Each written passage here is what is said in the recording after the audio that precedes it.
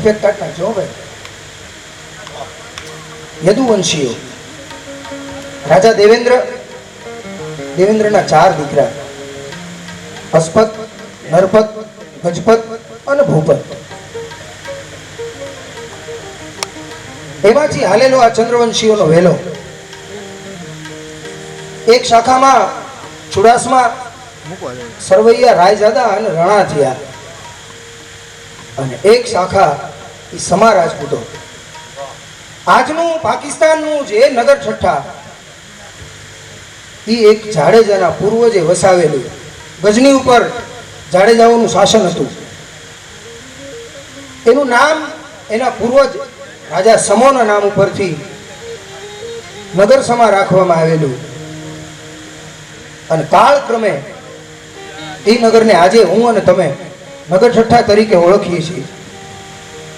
સાહેબ, એક એવી વાત,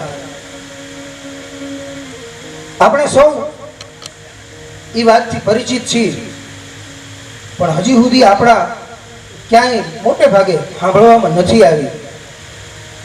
એવી એક વાત, જેવી વાત કાઠિયાવાડમાં બનેલી, એ ચંદ્રવંશીમાં જ બનેલી. એક ચુડાસમાને બચાવવા માટે થઈ અને એક આહિરે પોતાના હાથ ખોટના એકના એક દીકરાનું બલિદાન દઈ દીધું હતું. દેવાયત ભોદર નવખણને બચાવવા માટે થઈ અને દેવાયત ભોદરે પોતાના હાથ ખોટના એકના એક દીકરા ઉગાને હોમી દીધો હતો. એમ આ જાડેજાના 2 કુમારોને બચાવવા માટે થઈ અને વાગડના એક મરદ મિયાણાએ પોતાના એક નહીં, 2 નહીં, એક હારે 6 દીકરાઓ હોમી દીધા હતા.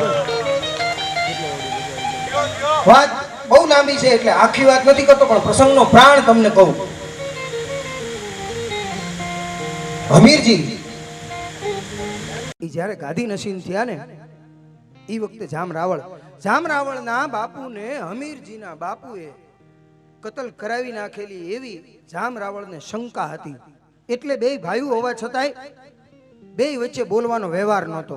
2 જાડેજા હતા પણ 2ને બોલવાનો વ્યવહાર નહોતો. હમીરજી જ્યારે ગાદી ઉપર તખ્ત નશીન થયા ને એ વખતે જામ રાવળ સામેથી એને મળવા માટે ને શુભકામના આપવા માટે થઈ અને આવ્યા. એ આવ્યા ને એક વખત, બીજી વખત, ત્રીજી વખત, પછી સળંગ 5-6 વખત આવ્યા. એમની હારે એવો સંબંધ બાંધી દીધો અને એક વખત કીધું. ત્યારે જામ રાવળની ગાદી એ નવાનગર નહોતી, બારામાં હતી. બારા એ સમયનું બંદર હતું, ધીકતું બંદર, અને બારા બંદરમાં એમની ગાદી. કીધું કે એક વખત બારા પધારો. હમીરજી છે એ હાવ દિલનો ચોખ્ખો અને ભોળો રાજા હતો. એને કીધું કે ભાઈ વાત સાચી, હું આવું, પણ મને આ શંકા છે. આના માટે થઈ અને તમે કદાચ કાલ કાંઈક અવળું પગલું ભરો એટલા માટે થઈ અને હું નથી આવતો. જામ રાવળે કીધું આ આશાપુરાના સોગંદ ખાઈને કહું છું કે તમે બારા પધારો, તમારું એક રૂવાડું ખાંડું નહીં થવા દઉં. એ આશાપુરાની સાક્ષીએ હું તમને વચન આપું છું. એક તો જાડેજાનો દીકરો અને આશાપુરાની સાક્ષીએ એને વચન દીધું. એટલે હમીરજી એને મળવા માટે થઈ અને ગયા. એની હારે એના 8-10 મિત્રોને લઈ, પોતાના 2 કુંવરોને લઈ, કારણ કે મોટો કુંવર અલિયોજી એ અમદાવાદ હતા મોહમ્મદ બેગડાની હારે. એને 4 કુંવરો હતા, અલિયોજી, રાહેબજી, સાહેબજી અને ખેંગારજી. એમાંના 2 કુંવરો હાજર હતા, 1 કુંવર એમના મોહાળ હતા. એટલે 2 કુંવરોને લઈ અને નીકળ્યા. પણ ખેંગારજીના માસી એ વિંજાણના મહારાણી હતા. એમને આ વાતની જાણ થઈ એટલે રાજપૂતાણી એની તો આખી વાત જ નોખી હોય. આખી દુનિયા એની વિચારવાની શક્તિ પૂરી થઈ જાય ને, ત્યાંથી જેની વિચારવાની શક્તિ ચાલુ થાય ને એ રાજપૂતાણી છે, એ ક્ષત્રિયાણી છે. અને દરબારું મૂછ ઉપર લીંબુ લટકાવી અને ફરતા હોય ને તો એનું એક જ કારણ છે કે ક્ષત્રિયો થાંભલીએ મજબૂત છે. જેની થાંભલી મજબૂત હોય ને એ ગઢને પછી કોઈ કાંઈ ન કરી શકે. કેટલી મજબૂત હશે આ થાંભલી!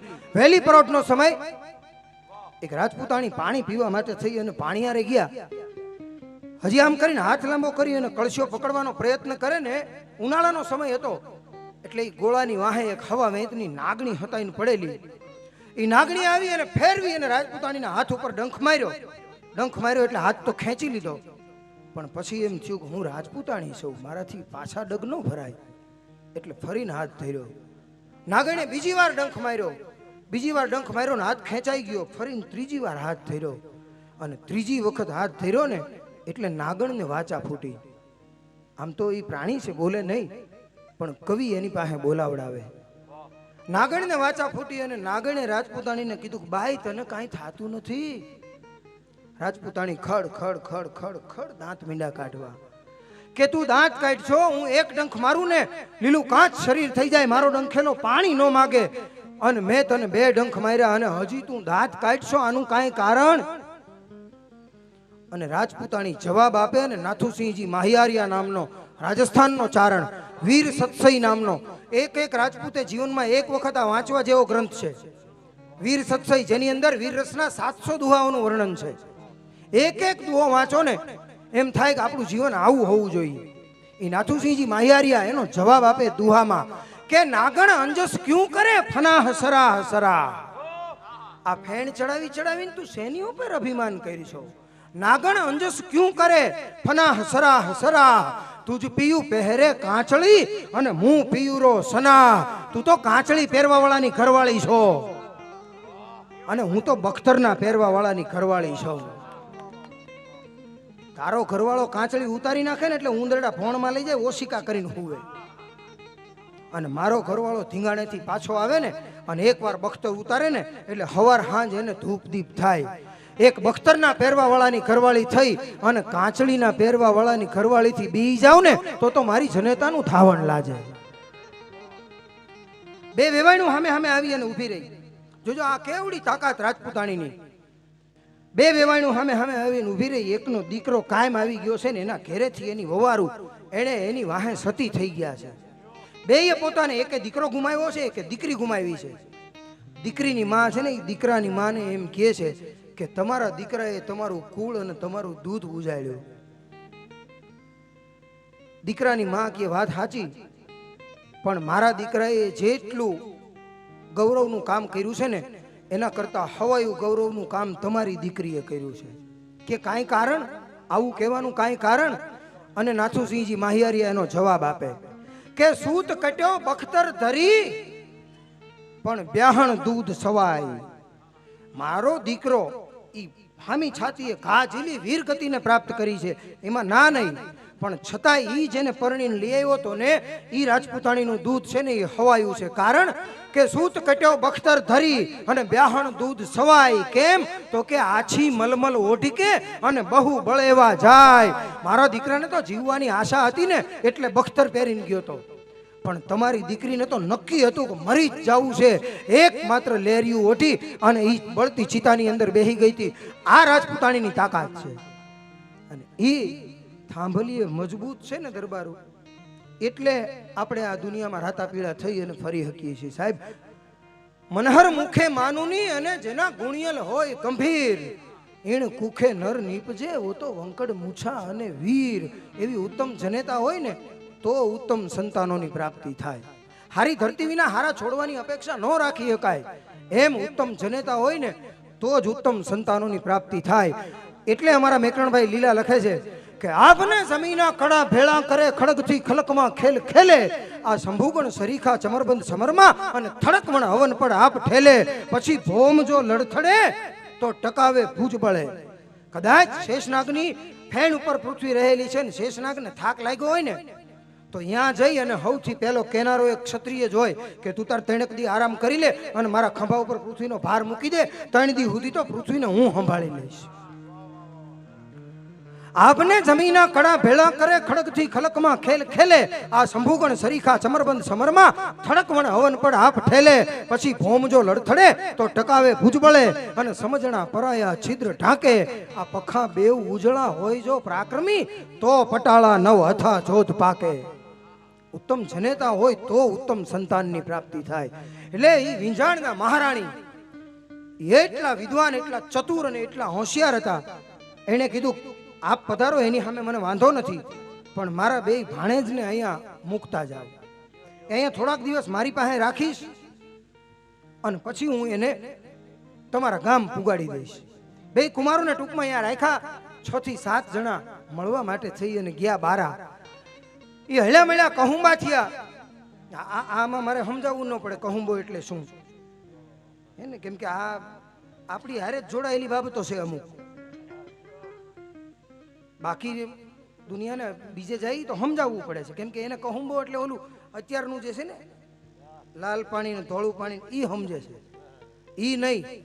માળવાથી અફીણ મગાવવામાં આવ્યું હોય એને ઘૂંટી ઘૂંટી ઘૂંટી ઘૂંટી અને લાલ હિંગળા જેવું કર્યું હોય. કોઈ દેવી પૂજકના દીકરાએ માગસર મહિનામાં ફાહલો નાખી એકાદા હાહાને પકડ્યું હોય અને એના હાહાના કાળજામાંથી નીકળતું જે લોહી હોય ને એવો અફીણનો રંગ તૈયાર થાય. પછી આંધળીમાં લઈને દેતા દેતા લેતા લેતા મારા હોમ તમારા હોમ ને એકાદ ટીપું જો ધરતી ઉપર પડી જાય ને તો ધરતીને ફાડી હાથ પાતાળને ચીરી અને શેષનાગની ટાલકી ઉપર જઈને અથડાય.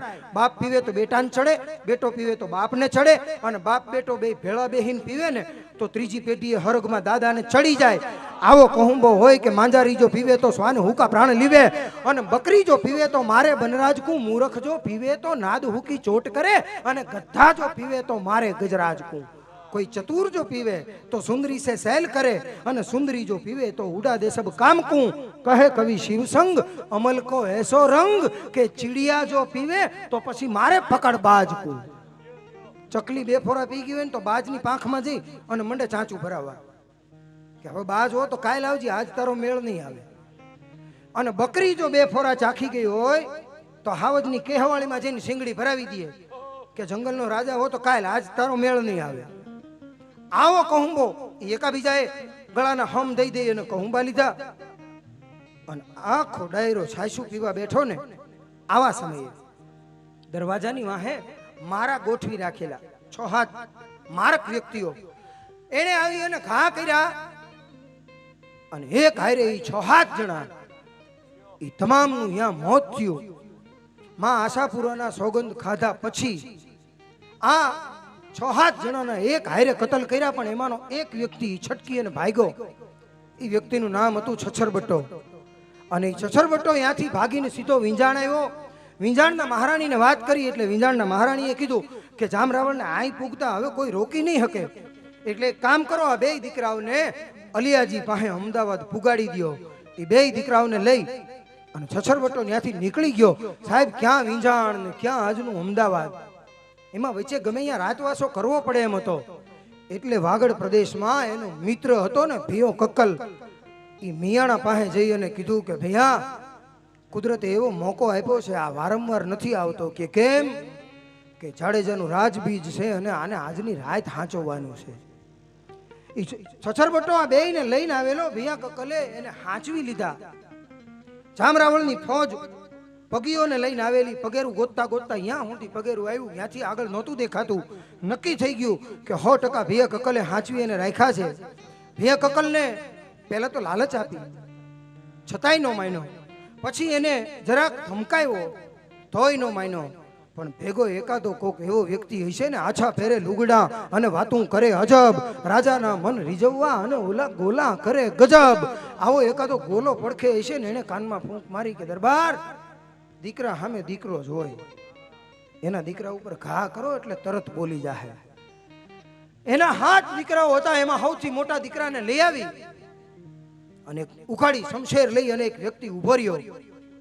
પણ સાહેબ હારાથી વેનાણીની ઘડેલી હોય, નાવલીનું પાણી પાઈ પાઈ અને એને ધારવાળી કરી હોય, એક હાથમાં મૂઠ અને એક હાથમાં પીછીને પકડીને આમ કરીને ભેગી કરો એટલે ભેગી થઈ જાય, અને મૂકી દો એટલે ફરીને પાછી હાંડિયાના ત્રીજા પાહોળા જેવી થઈ જાય. બીજની રાતે આમ કાઢીને ઉભા રહ્યો ને તો આભમાં રહેલા ચંદ્રમાને એમ થાય કે ધરતી ઉપર બીજો ચાંદો ઉગ્યો કે શું. ધાર ઉપર માખ બેહે અને માખના 2 ભાગ કરી નાખે, અને અમાસની રાતે કદાચ રાતમાં વીંજો ને તો રાતના ભાંગીને 2 કટકા કરી નાખે ને. આવી શમશેર લઈ અને એક વ્યક્તિ અહીંયા ઊભો તો ઉખાડી શમશેર આમ ઘા કરવા જાય એટલે મિયાણા એના ઘેરેથી બાઈ મિયાણીની સામે જોયું. એને એમ થયું કે જો આ જરા કઈ ડગી જાહે ને તો પછી હું આ બાજીને હાંચવી નહીં શકું. પણ મિયાણી એવી ખુમારીની ભરેલી બાઈ હતી, સામે જોઈ અને આંખ વીંચીને ઈશારત કરી કે ભૈયા આટલા વર્ષ મેં તારો ઘરવાસ બેઠો છે, મને એટલી તો ખબર પડતી હોય આ એક નહીં કદાચ હાથ ને કદાચ જામરાવળ મારી નાખે ને તો હાથ બીજા હું જણી દઈશ, બાકી હવે તારી આંખનો ખૂણો ભીનો ન થવો જોઈએ. એક બે થાતા થાતા થાતા 6 દીકરાઓને ધડથી મસ્તક નોખા કર્યા અને હાથમાં દીકરા ઉપર જા તલવાર વીંજવાની તૈયારી કરીને ત્યાં ભૂંડા હોય ને અહીંયા હારાય હોય ભાઈ. એમાંનો એક વ્યક્તિ એણે આવી અને કાનમાં કીધું, એટલે આ કચ્છીઓ બેઠા હોય એમના માટે ખાસ કહું, દાદા મેકરણનો આ દુઓ છે કે ભલે કીવી જી અને ભૂંછે કીવી જી, ભૂંછે ન જગત મેં તો ભલાને ભારત કી. ભલા માણસનો જય થાવ ને ભૂંડાનો જય થાવ. કેમ કે ભૂંડા નો તો ભલાની પારખું ન થઈ હકત. એક ભલો હતો એણે કાનમાં કીધું કે દરબાર માની જાય ને તો એક દીકરાને મારો ને તા માની જાય, અને નો માને ને તો હાથે હાથને મારી નાખો તોય નહીં માને. પણ મને એવું લાગે છે કે એની પાસે નહીં હોય. અહીંયાથી નીકળી ગયા, અને નીકળી ગયા એવી પાક્કી ખબર પડી ગઈ ને પછી ભૈયા કક્કલે આને એક ગંજી મૂળ તો ખડની ગંજી ખડકેલી હેઠે ખાટલો ઢોલિયો રાખેલો ને ઢોલિયાની હેઠે છુપાવીને રાખેલા. એ ગંજી ઉખેડી એને બહાર કાઢી અને અમદાવાદના રસ્તે રવાના કર્યા. રસ્તામાં ઝાલાવાડની ધરતી ઉપરના ચરાડવા ગામમાં એક બ્રહ્મદેવતા મળ્યા. વાર્તા તો એમ કહે છે કે છછરબટ્ટો ખર્ચી ખૂટી ગઈ હતી ને એટલે પોતે કોઈ શેઠને ત્યાં વેચાઈ જતો, આખો દિવસ મજૂરી કરતો, ઓલાવને હાલવાનું કહેતો, અને આખા દિવસની મજૂરી કર્યા પછી જે મહેનતાણું મળે ને એ લઈ અને ફરી પાછો રાતમાં પૂગી જતો. આટલી એ માણસની સ્વામી ભક્તિ હતી. એમાં બરોબર ચરાડવા અને પાદર એ આરામ કરવા માટે થઈ અને લાંબા થયેલા. એમાં એક બ્રહ્મદેવતા અહીંયાથી નીકળ્યા, સામુદ્રિક શાસ્ત્રના જાણકાર હતા. કુંવરના પગમાં જે રેખાઓ હતી ને એ રેખાઓ જોઈને એને નક્કી થઈ ગયું કે આ ભવિષ્યનો કોઈ રાજા છે. એટલે એને જરાક માથું ધૂણાવ્યું. માથું ધૂણાવ્યું ને એ છછરબટ્ટાના ધ્યાનમાં આવી ગયું. છછરબટ્ટાને નક્કી થઈ ગયું કે આ માનો નો માનો જામરાવળનો માણસ હોવો જોઈએ. એને પડખે લઈ જઈ એને વાત કરી. એને કીધું એવી ઘટના નથી, પણ આ કોઈ ભવિષ્યનો રાજા છે. અને એને આજે આ પરિસ્થિતિમાં જોયો ને એટલે કુદરત સામે મેં જરાક ડોકું ધૂણાવ્યું કે ભાઈ વાત સાચી. પછી એને આખી ઘટના કીધી કે આમ વાત છે, આ કુંવરો છે, આને મારે અમદાવાદ પુગાડવાના છે. એ બ્રહ્મદેવતાએ કદાચ એની પાસે માં આશાપુરે જ અપાવડાવી હશે. એને એક હાંગ આપી અને એમ કીધું કે આલે આ હાંગથી જ તારો ભાગ્યોદય થાય. એ હાંગ લઈ અને બે કુમારોને લઈ અને છછરબટ્ટો નીકળી ગયો. આજના અમદાવાદમાં સાબરમતીને કાંઠે શાહીબાગ સુધી પહોંચ્યો. અને શાહીબાગ પહોંચ્યા ને એ વખતે મોહમ્મદ બેગડો બે ગઢને જીતનારો અને પાક મુસ્લિમ હતો. અવર નામ અલ્લાહ પગડ પાક ભલ્લા હવે ગાહી ભલ્લા રસુલ્લા સંભારો. कयामत के दिन में जनामत भिजावे मुसीबत न पावे सो हिम्मत न हारो रखो याद दिल में मोहम्मद का कलमा नबी का मुसल्ला कभी ना बिसारो तो मुसलमान सारे नबी जी को प्यारे इलिल्लाह इलिल्लाह इलिल्लाह पुकारो खुदा बादशाह है सबे पर निगाह है न कोई जुदा है उसी रब के घर में पाक मुस्लिम तो सिंह नो शिकार करवा निकलेलो। आ बात ऊपर थी तो साबित थाय ने कि ई समय में 15मा ने 16मा सैका में अहींया अमदावादनी साबरमती में शाहीबाग हुदी सिंह आवता था। ई सिंह नो शिकार करवा माटे थई अने गेलो हाथीनी अंबाड़ी पर बैठेलो हो राजा अने एमा बरोबर हमेथी हावज ने जोई गयो अने हावजे तराप मारी साज अने दुलेराय काराणी जेवी गुजराती में चारण कन्या छे एवी कच्छना मेघाणी दुलेराय काराणीए एक आ कविता लखी छे दरबार एना एक बे बंद के हावज डणके रण वगड़े जो राजा डणके तू तो डाला मथो डण छत्तो ने अन छत्तो डणके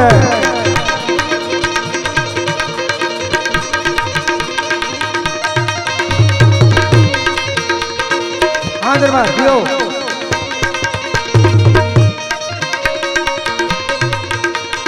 हावज डणके रण वगड़े जो राजा डणके तू तो डाला मथो डणके छत्तो ने अन छत्तो डणके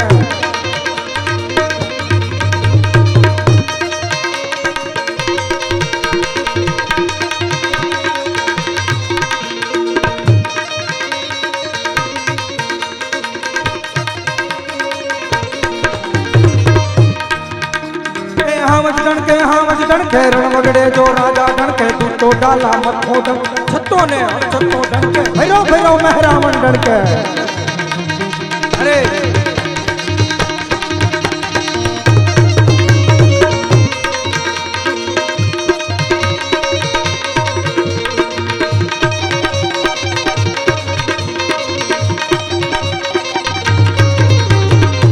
बेगड़ो शाह चढ़े थे मोहम्मद शाह शिकार चढ़े थे लश्कर लारो लार चढ़े छूरा हारो हार चढ़े थे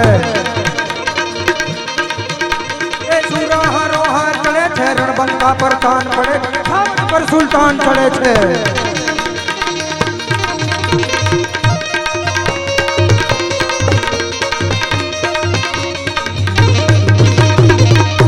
એમાં મેઘાણીભાઈએ એવી જ વાત કરી છે, બેયની હું સરખામણી કરતો જાઉં। મેઘાણીભાઈએ કેવા વ્યક્તિઓને ઉઠવાનું કીધું છે? उठे मुठे मुठे मुठे बड़कंदार बिरादर उठे, फरसीले तो चारण उठे। उठे मुठे मुठे मुठे बड़कंदार बिरादर उठे, फरसीले तो चारण। खड़क खेच तो आहिर उठे, बरछी भाले काठी उठे।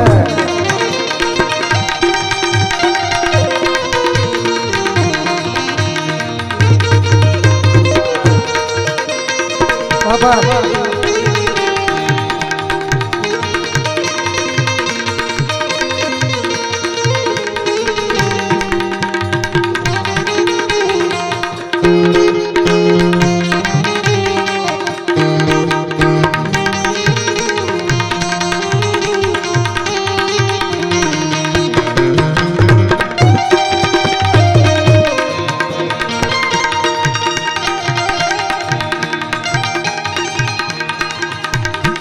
જો આમાં મેઘાણીભાઈએ જેને જેને ઉઠવાની વાત કરી ને એ ખાસ સાંભળજો, સાંભળવા જેવું છે।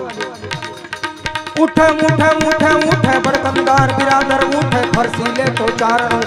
ખડક ખેંચતો આહિર ઉઠે, બરછી હાલે કાઠી ઉઠે। બોબો હાથ રબારી ઉઠે, સોટો લઈ ઘરનારી ઉઠે। પૂછે તા દેનારા ઉઠે, ખોખારો ખાનારા ઉઠે। માનું દૂધ પીનારા ઉઠે, જાણે આપ મિનારા ઉઠે।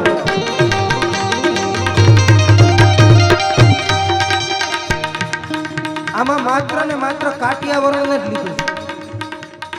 ઉઠે ઉઠે ઉઠે ઉઠે બળકંદાર બિરાદર ઉઠે, ફરસી લેતો ચારણ ઉઠે। ખડક ખેંચતો આહિર ઉઠે, પરછી ભાલે કાઠી ઉઠે। બોબો હાથ રબારી ઉઠે, છોટો લઈ ઘરનારી ઉઠે। મૂછેતા દેનારા ઉઠે, ખોખારો ખાનારા ઉઠે। માનું દૂધ પીનારા ઉઠે, જાણે આપ મિનારા ઉઠે।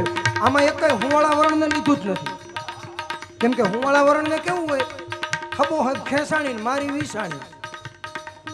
આ એક વાત જ્યાં તમારે અનુભવ કરવો હોય ત્યાં કરી લેવાની છૂટ। ઇતર સમાજના, આપણે કોઈ સમાજના વિરોધી નથી, કારણ કે અત્યારે તમામ સમાજને ભેગા લઈ અને હાલવાનો સમય છે। એટલે પણ ઇતર સમાજમાં કોઈ પણ વ્યક્તિના ઘેરે જઈને એના ઘેરેથી બેન હોય ને એને એમ કહીજો કે મારા ભાઈને 4 રસ્તા ઉપર બાંધણું થયું છે, આટલું જ કહીજો ખાલી। એટલે બાઈ ગડગડતી દોટ કાઢી અને ચોકડી સુધી જાહે।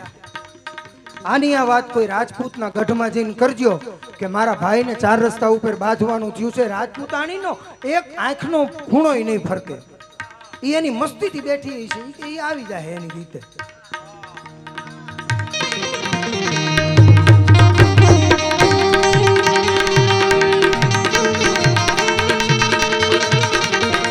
એમ મેઘાણીભાઈએ જેમ લખ્યું છે એમ દુલેરાય કારાણીએ આ કવિતામાં લખ્યું છે, એને કોને કોને ઉઠવાનું કીધું।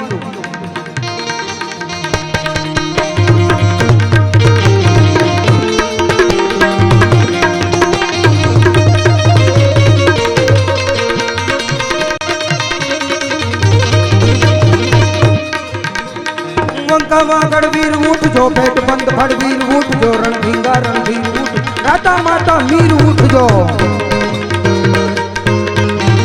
પંકા વાગડ વીર ઉઠજો, પેટ બંધ ફળવીર ઉઠજો, રણભીંગા રણભીર ઉઠજો, રાતા માતા મીર ઉઠ, પખ્તર બંધ અમીર ઉઠજો, પોઢેલા પીર ઉઠજો। બરોબર હાવજની ઠેક મારવી। અને અહીંયા સુલતાન છે એને વગર ડાકલે દેવ આવી ગયા, કપાળ ઉપર પરસેવાના બિંદુ ચોંટી ગયા અને આખું શરીર હાથીની અંબાડી ઉપર થર થર થર થર થર થર થર મીંડું ધ્રુજવા। અને ઈ જ્યારે ધ્રુજતું હતું ને એનું શરીર, એવે વખતે ઓલા બ્રાહ્મણની વાત કદાચ સાચી પડવાની હશે અને આશાપુરાની મોકલેલી એ હાંગ છે ને એનાથી કદાચ એને એનું કચ્છ ફરીને પાછું મળવાનું હોય છે। એટલે શું ઘટના બની?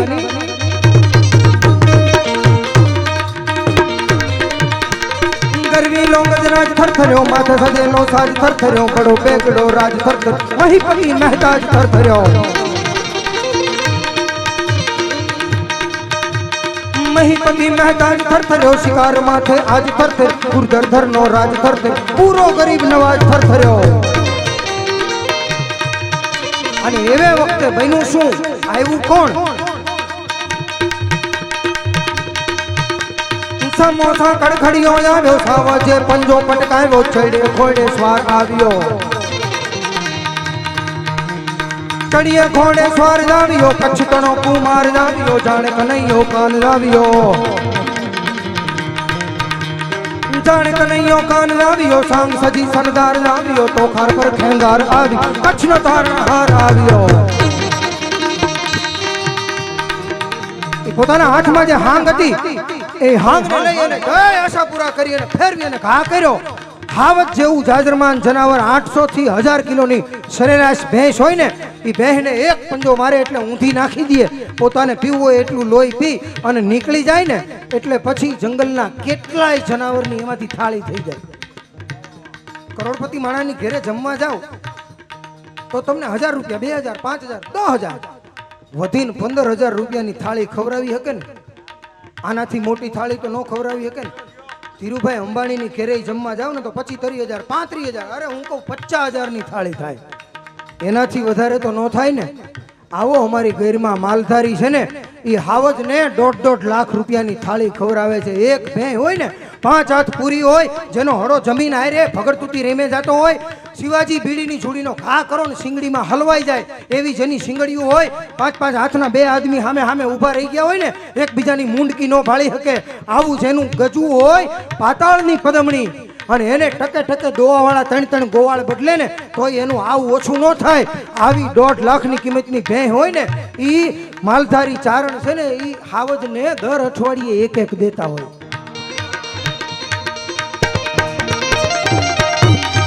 આટલું શક્તિશાળી જનાવર હાવજ અને એને હાંગના એક ઘાયે દુલેરાય કારાણી એમ લખે છે કે મોઢેથી લઈ અને પૂંછડા સુધી આખે આખો વીંધી અને ધરતીની હારે જડી દીધો એ ધરતીની હારે જડી દીધો ને ત્યારે મોહમ્મદ બેગડાના શ્વાસમાં શ્વાસ આવ્યો યાહોલ વલ્લાહ कौन है ये अलिया जी ने कीधु मेरे छोटे भाई है यहाँ आने की वजह आखी घटना थी वाकिफ कर्या અને આખી ઘટનાથી વાકેફ કર્યા ને ત્યારે અહીંથી ફૌજ લઈ અને મોહમ્મદ બેગડાએ પોતાનું સૈન્ય એની હારે મોકલ્યું ઈ દરમિયાન કોઈ એમ કહેતું હોય ને કે યુદ્ધ થયું તો આમાં યુદ્ધ નહોતું થયું ઈ દરમિયાન જામ રાવળના સપનામાં આવી અને આઈ આશાપુરાએ કીધું કે તે મારા સોગંદ ખાધા પછી તે મારા સોગંદનું ઉલ્લંઘન કર્યું છે તું મારો અનન્ય ભક્ત છો એટલે હું માં છું મારું પણ તને માર ખાવા ન દઉં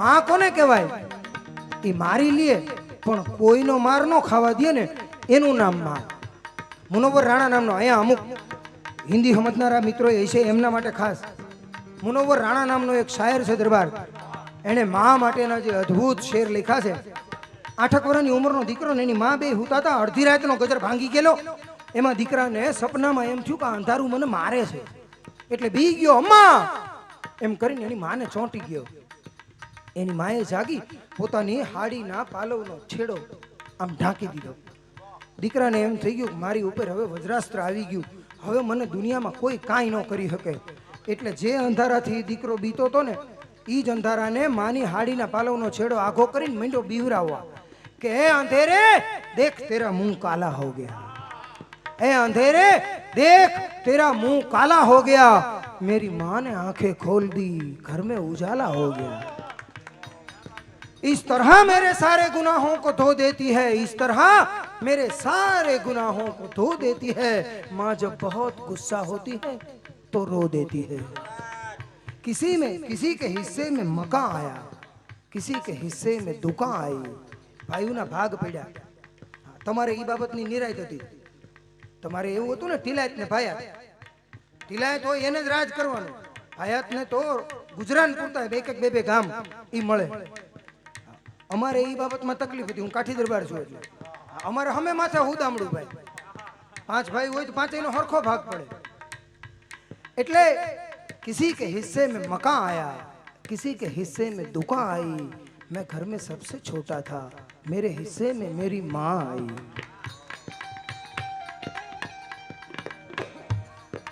એટલે માં આશાપુરાએ સપનામાં આવી અને જામ રાવળને કીધું કે તું મારો અનન્ય ભક્ત છો, તું મારો દીકરો છો, મારે તો ડાબી ને જમણી બે આંખું હરખી જ હોય, પણ તારી આ ભૂલ છે ને એટલે કચ્છને મૂકી અને હાલ તો થઈ જા, હું આખે આખો હાલાર તને આપું છું. અને ત્યાંથી નીકળી ગયા અને હાલારમાં આવ્યા અને નવાનગર એટલે આજનું જામનગર એની સ્થાપના કરી.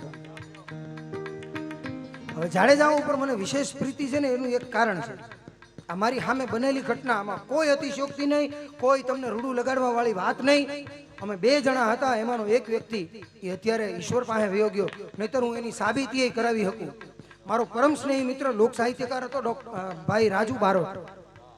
અમે બે જણા હારે જામનગર જતા હતા. એની પાસે GJ1 HA 20 નંબરની ગાડી હતી ઝેન. એ ઝેન લઈને અમે બે જામનગર જતા હતા.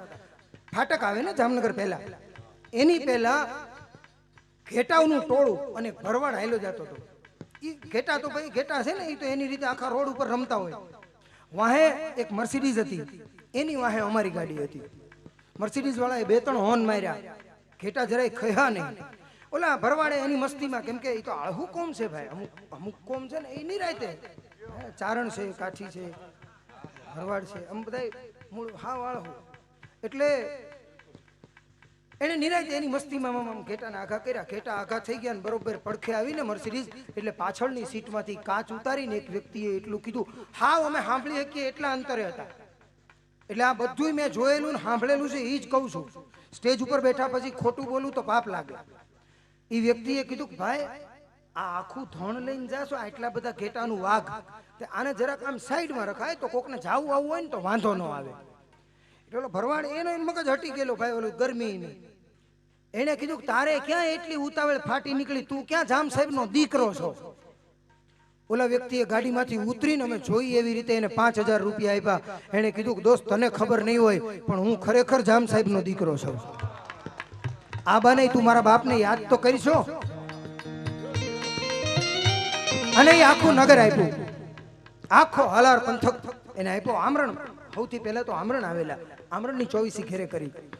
અને પછી ઢાંક ઉપર નાગાજણ જેઠવા એને માર્યો અને ઢાંક કબજે કરી. એ વખતે પોરબંદરના જેઠવાને ખબર પડી કે દુશ્મન અને રોગ આ બેયને છે ને ઉગતા ડામી દેવાય. આને આમરણ લઈ લીધું, ઢાંક લઈ લીધું, આમ હવે પોરબંદર સુધી આવતા એને વાર નહીં લાગે. એટલે આખા સૌરાષ્ટ્રમાં અને કાઠિયાવાડમાં અને કચ્છમાં જ્યાં જ્યાં જામ રાવળના વિરોધીઓ હતા એ બધાને ભેગા કર્યા, હાંડળી મોકલી.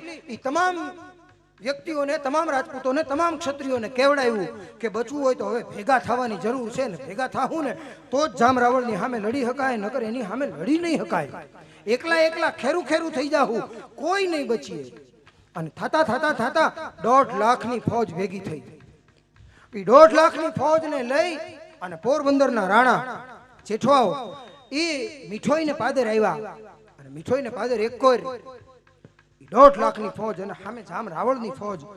જામ રાવળે એના અંગત માણસોને ભેગા કરી અને પૂછ્યું કે ભાઈ સામે કે બાપા 1.5 લાખની ફૌજ છે અને એમાં 500 તો કાળા મોઢાળી તોપું છે, ભ્રેકુન રંગે રંગેલી. અને તોપું સામે આડ હથિયારથી લડવું ને એ દરબાર મૂર્ખામી કહેવાય. આપણે આપણા માણસો ગુમાવશું. આમ તો આપણી પાસે એવા વીર પુરુષો છે કે એક મારે ભડ 500 એસે ભડ 50. એક જણો નીકળે ને તો 500 ને મારીને આવે અને શરીર ઉપર તરવારની એક પીછે અડવા ન દે. આમાં આપણી પાસે 50 યોદ્ધા છે, પણ તોપની સામે આપણે નકામા થઈ જાવ. જામરાવળે કીધું કોઈ એકાદ વ્યક્તિ એવો ખરો કે જે જઈ અને રાણાની આ તોપું છે ને એને નકામી કરી નાખે. એ બીડું માંડ્યું ફરવા. 1 વાર 2 વાર, 3જી વખત રાજગોર એ બીડું લઈ અને નીકળ્યા. જુવાન મિત્રો માટે ખાસ કહી દઉં, વડીલોને તો ખબર હોય કે બીડું ફેરવવાનો એવો રિવાજ હતો કે 3 વખત ફેરવવામાં આવે. અને 3 વખત જો સભામાંથી કોઈ બીડાને ન ઝડપે ને તો આ રાજગોર અપશુકનિયાળ છે એમ માની અને એનો વધ કરવામાં આવે. અને બ્રહ્મ હત્યા અહીંયા જેટલા બેઠા હોય, જોતા હોય, સાંભળતા હોય એ તમામને લાગે. એટલે બ્રહ્મ હત્યાથી બચવા માટે થઈ આ રાજગોરે કીધું કે એક તો એવો ક્ષત્રિય બચ્ચો હોય કે જે ઊભો થઈ અને આ બીડું ઝડપી લે. તમામના ભાલ પંથકમાં છેલ્લા વરસાદના વાંકે એ ઘઉંના ડુંડા જેમ નમી ગયા હોય ને એમ તમામના માથા નમી ગયા હતા. પણ સાહેબ હાવ નો હોય તો નભે નહીં પૃથ્વી બાવરરા એવા કોકો કાનાણા જેમ હોનો ભાખે અમીરિયા હાવ નો હોય તો નભે નહીં ને. એમાં એક 20 વર્ષની ઉંમરનો રાજપૂત ઊભો થયો ભાઈ. ભાઈએ મુછડિયું ફરુકતી અને તેણ જબુકે દંત. તમે જુઓ પટોળા વાળ્યું, આ તો કોઈ લોબડિયાળીનો કંથ. હજી આવતી જુવાની હતી, જુવાની એના અંગમાં ફગડતુતી રમતી હતી. ઢાલવા જેની છાતી હતી, ગરડી જેવી જેની કાંત હતી. આડો થોપો સિંદોર આંજી દીધો હોય ને એવી લાલ હિંગળા જેવી જેની આંખો હતી. પોતાનો ડાબો હાથ છે ઈ તરવારની મૂછ ઉપર મૂકી, પોતાનો જમણો હાથ પોતાની મૂછ ઉપર મૂકી અને ઊભો થયો અને કીધું કે ગોર, ક્ષત્રિયો માટે કાંઈ પણ બોલતા પહેલા વિચાર કરજો. હજી એવા રાજપૂતો પડ્યા છે અને મારે કોઈની જરૂર નથી. હું એકલો જઈ અને જેઠવાની ફૌજની 500 તોપુને નકામી કરી આવીશ. વ્યક્તિ ઊભો થયો, નીકળો ને એની હારે એના 2 મિત્રો, એટલે 3 રાજપૂતો અહીંયા થઈ અને હાંજના સમયે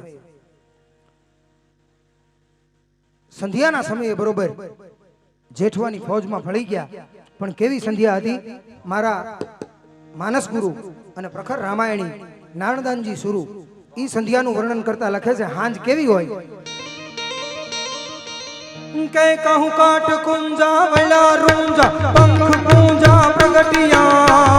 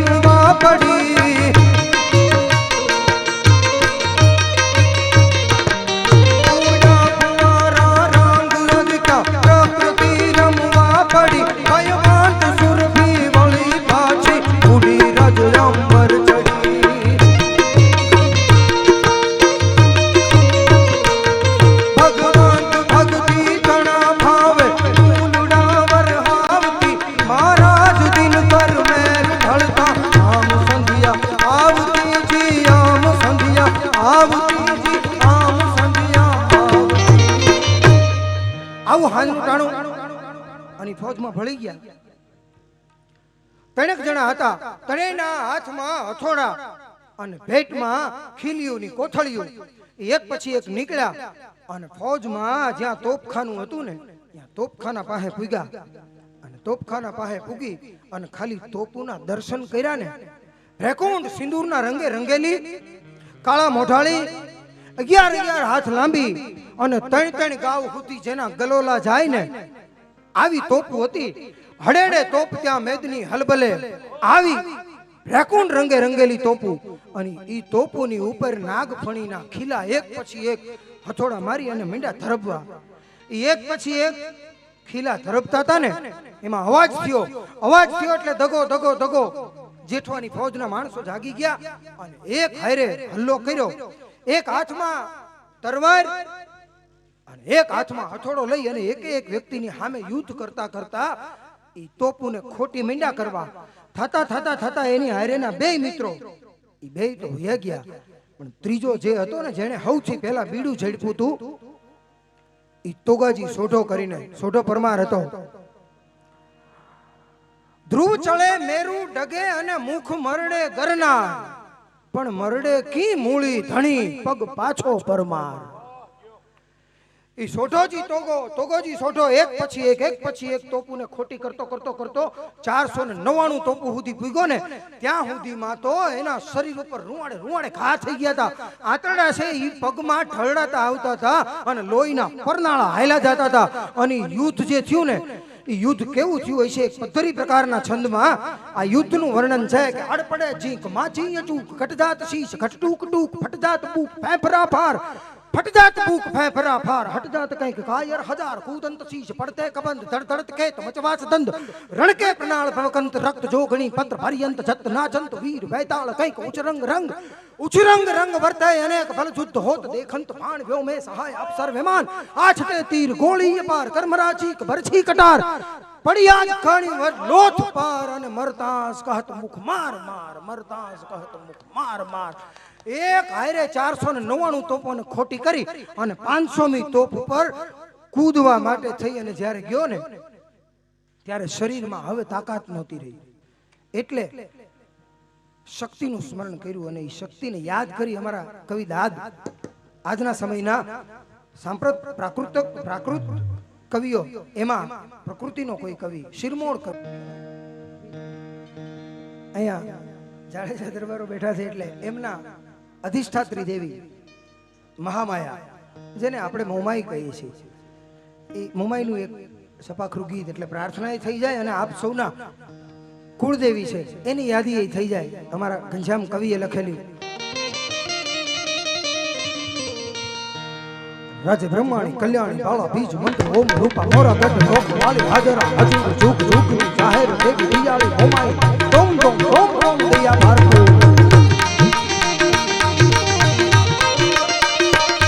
રાજ બ્રહ્માણી કલ્યાણી બાળા બીજ મંત્ર ઓમ રૂપા મોરા ગઢ લોક વાલી હાજરા હજુર જુગ જુગ જાહેર દેવી દિયાળી મોમાઈ ડોમ ડોમ ડોમ ડોમ દયા ભારતો આવે સાંઢણી સવારી વાળી દેવી પીર વાળી આગે બાજા મરદાંગ દાદી લાંગ દાદી છૂટી હાંઢણી મલ પેટા પેરો મઠ તાલે તાલે તેરા તેરા ભૂગ દે બ્રહ્માંડ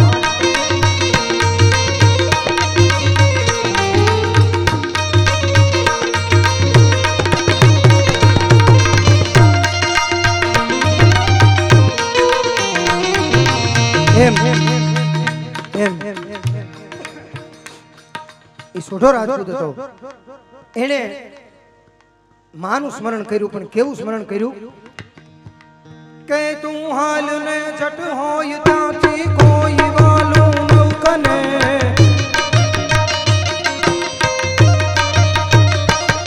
તું હાલ ને જટ હોય ત્યાંથી કોઈ વાલું નવકને આઠું નિહાળે વાવડે માત લખતા છોરું તને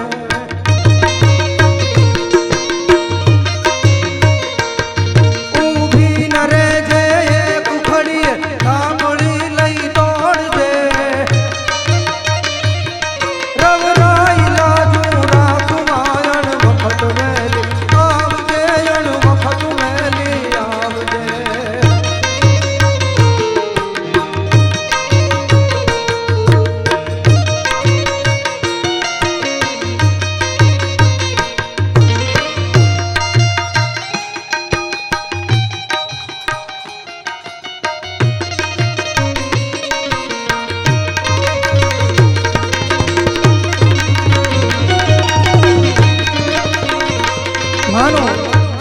માનું સ્મરણ કરી પોતાના શરીરમાં હતી એટલી તાકાતને ભેળી કરી કારણ રૂવાડે ઘા લાગેલા આખું શરીર વેતરાઈ ગયેલું પોતાના આંતરડા છે એ પોતાના પગમાં આવતા હતા અને ચારેય કોરથી લોહીના પરનાળા વયા જતા હતા અને તોગાજી સોઢાએ માનું સ્મરણ કરી અને પોતાના શરીરમાં હતી એટલી તાકાત ભેળી કરી ઠેક મારી અને 500મી તોપ ઉપર પડ્યો 500મી તોપ ઉપર જઈ અને હાથની થપાટ મારી 500 તોપુ નકામી તો થઈ ગઈ યા તોગાજી સોઢાએ પોતાના પ્રાણ આપી દીધા પણ માણસોએ જઈ અને જેઠવાને કીધું કે દરબાર ત્રણ આવ્યા હતા પણ ત્રણે પૂરા કરી નાખ્યા 500 તોપુ હતી 500 નકામી કરી નાખી છે પણ હજી આપણી પાસે આખી રાત છે કાલ સવાર સુધીમાં બધી નાગફણીઓ ફરીને કાઢી નાખશું ફરીની તોપુ હજીવન થઈ જાય વાંધો નહીં આવે અને ત્યારે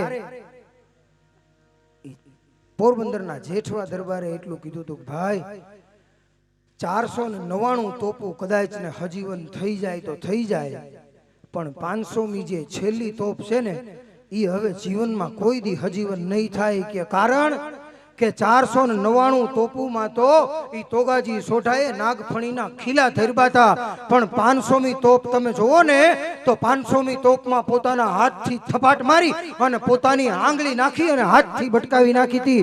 પોતાની આંગળીથી એણે ઈ તોપને નકામી કરી છે ને, ઈ તોપ હવે જીવનમાં કોઈ દી હજીવન નહીં થાય. અને આ ઘટના બનીને એની પછી એનો બદલો લેવા માટે થઈ અને જેઠવાની ફૌજમાંથી એક વ્યક્તિ, કરશન જાંબેચો એનું નામ, મોટે ભાગે ક્યાંય નામ નથી બોલાતું, એક વ્યક્તિ આવ્યો અને એણે જામ હરદોળજીની ઉપર ઘા કર્યો, આટલું જ બોલાય છે, પણ કરશન જાંબેચો એનું નામ.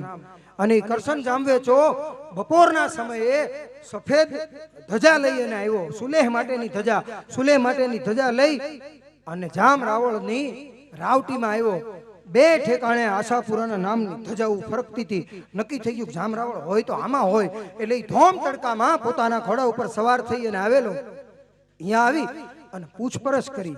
એ દરમિયાન જામ રાવળ આ આશાપુરાને કરવું હશે કે જામ રાવળ જમી અને આડે પડખે થયા હતા અને જામ હરધોળજી એમના ભાઈ અહીંયા સ્નાન કરતા હતા.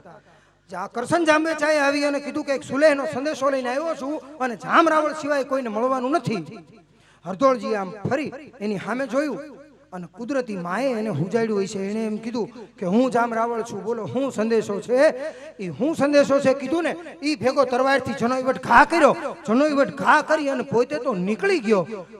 એ નીકળો ને એની વાહે દગો દગો દગો એક હારે વ્યક્તિઓ નીકળ્યા, એ તમામ ગયા, પણ એમાં કોઈ પૂગે એમ નહોતા. કારણ કે એની પાસે જે અશ્વ હતો ને, થંભ દેવળ જસા પગ માંડે થોડા, છાતી બાબ ઢાલથી ચોડા, ખટ ત્રિજાથી થિયેલ ન ખોડા, ખોબા ધણી સમંપે ઘોડા, હાકળ વાંભ મોકલી છોટી, કાળી આંખે મુનરી કોટી, માણેક લટ મોઢાથી મોટી, કલમ સારીખી દોઈ કનોટી, થોક સાચરું રૂપા થાળી, પૂરે પંખે થિયેલ પંખાળી, મોર જસી ગરદન મરમાળી અને કેહવાળી ઢીચણ લગ કાળી, પીઠ જસી ગજરાજ પ્રબંધા, શોભે શૈલી પૂંછ સંબંધા, બજાણી આશા ડીલરા બંધા અને કાઠી આપે કુકડ કંધા, વેત કનેના જૂઠની વાલે, ત્રિંગ બાજોઠ સરખો ચાલે, નીર પાવા બેટાને ના હાલે, એને હાલણ હારો મોજમાં હાલે, ભલ પણ ઘણું માપરો ભર્યો, ફરે થાળવામાં ફેરવ્યો, કવિને દાન ખુમાણે કર્યો, આ ચિત્રામણ જેવો કેહરિયો, એવો અશ્વ હતો ને લઈને નીકળી ગયો. એની વાહે નીકળ્યા ને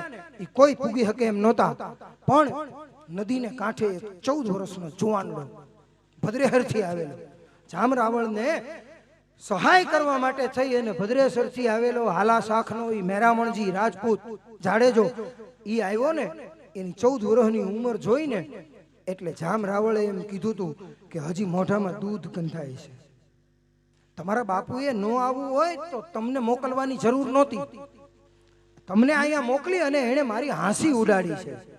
પણ હવા વેતની કોઈ નાગણી હાલી જતી હોય ને પૂંછડી ઉપર પગ દેવાઈ જાય અને જેવું રૂપક થાય ને એવું મેરામણજીનું રૂપક થયું હતું. પણ એને એમ થયું મારા વડીલ છે, મારે કાંઈ કહેવાય નહીં, છોટો અમર હોય પણ સાપ ન છેડીએ અને ઝેરનું પારખું નકો જોવું. એનો સમય આવશે ને તઈ હું જામ રાવળને કહી દઈશ કે મારામાં શું તાકાત છે. હરિયલ ઘેરે ન હોય અને જેને ફળિયામાં કુંજર ફરે, પછી વયની વાટું ન હોય કેહર બચાને કાગડા. એ 14 વર્ષની ઉંમરનો હતો પણ રાજપૂતનો દીકરો હતો. એ તો 14 વર્ષની ઉંમરનો હતો. બાકી નાથુસિંહજી માહિયારિયાએ તો એમ કીધું છે કે જન્મતા વેત મેં બલિહારી રાણીયા ભ્રણ શીખાવણ ભાવ. આ ક્યારે શીખવાડતી છે રાજપૂતાણી? મેં બલિહારી રાણીયા ભ્રણ શીખાવણ ભાવ. શું તો કે નાળ વાઢણ રી છુરી અને ઝપટે જલિયા સાવ. રાજપૂતનું તાજું જન્મેલું બાળક નાળ વાઢવા માટે હુયાણી આમ છરો હાથમાં લે ને તો એ છરા ઉપર ઝપટ મારતું હોય, એને ખબર હોય કાલ મારે આની હારે જ પનારો પડવાનો છે. તો આની તો 14 વર્ષની ઉંમર હતી, એને તો ખબર હોય ને મારે શું કરવાનું.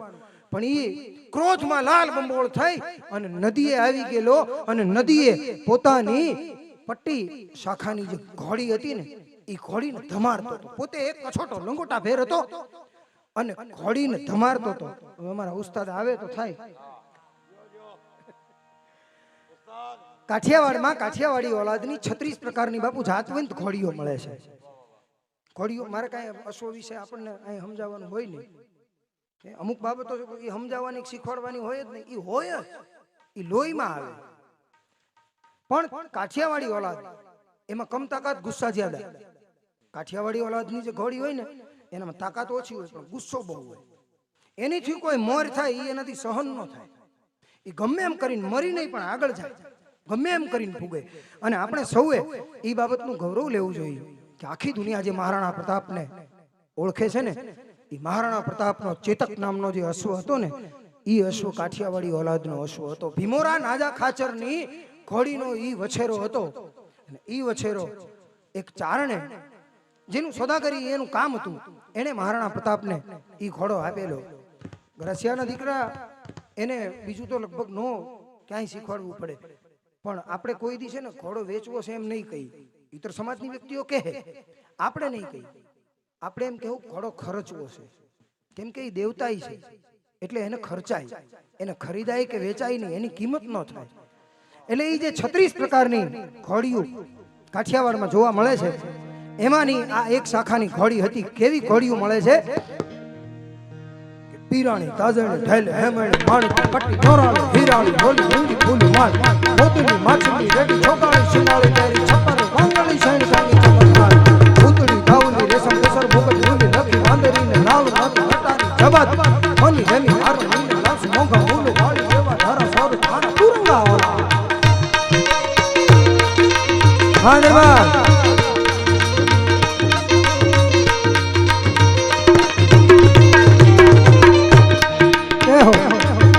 પીરાણી, તાજણ, ઢેલે, હમણ, માણકી, પટ્ટી, નોરાળી, હીરાળી, વાળી, મૂંગી, ફૂલ, માળ, કોદની, માછલી, રેડી, છોગાળી, શિંગાળી, બેરી, છપ્પર, વાંગળી, શેણ, ચાંદી, ચમરદાર, પૂતળી, દાઉની, રેશમ, કેસર, મુગટ, ઊંડી, લખી, વાંદરીને, લાલ, નાતો, નટાણી, જબાત, મની, રમી, હારણીને, લાસ, મોંઘા, મૂળ, વાળી, ને વધારા, સોર, તુરંગા, ઓલા, દિલા, તો ને વધારા, સોર, તુરંગા, ઓલા, દિલા, તો ને વધારા, સોર, ધારા, તુરંગા, ઓલા.